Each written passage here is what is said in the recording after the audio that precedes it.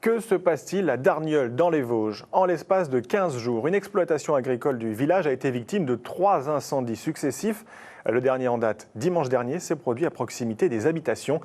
Pyromane, jalousie, vengeance personnelle. Toutes les pistes sont envisagées par les enquêteurs de la gendarmerie. Johan Rodier avec Boris Kratchmar.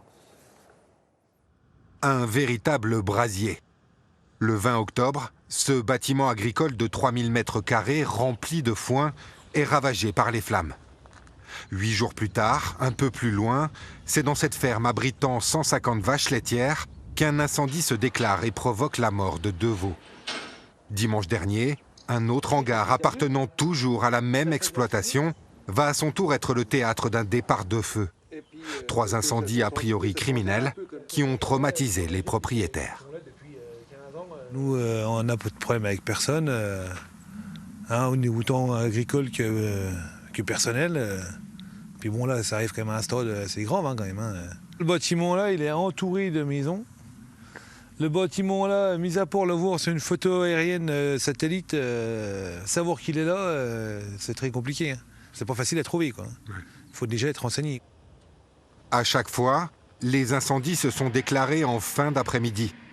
Son ou ses auteurs semblaient connaître les lieux et les habitudes des agriculteurs. À Darnieulles, le sujet est sur toutes les lèvres, mais parmi les 1400 habitants, rares sont ceux qui acceptent d'en parler à notre micro. C'est pas normal qu'en 2 semaines de temps, il y ait 3 bâtiments qui brûlent. C'est pas normal. Je sais pas, il y a des gens qui ont quelque chose contre eux, je sais pas. Puis demain, ils peuvent s'emparer de leur maison. Ils savent où ils abritent aussi. Dans le temps, s'ils veulent, ils vont brûler leur maison. On ne sait pas avec ce qu'on voit aujourd'hui, vous savez. Il y a une petite psychose qui s'installe dans Darnieulles, ce qui est tout à fait logique.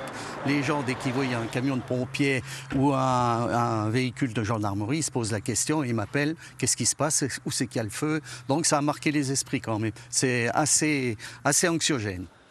La gendarmerie mène l'enquête. Elle exploite notamment les images des 24 caméras de vidéoprotection de la commune pour tenter de retrouver l'incendiaire.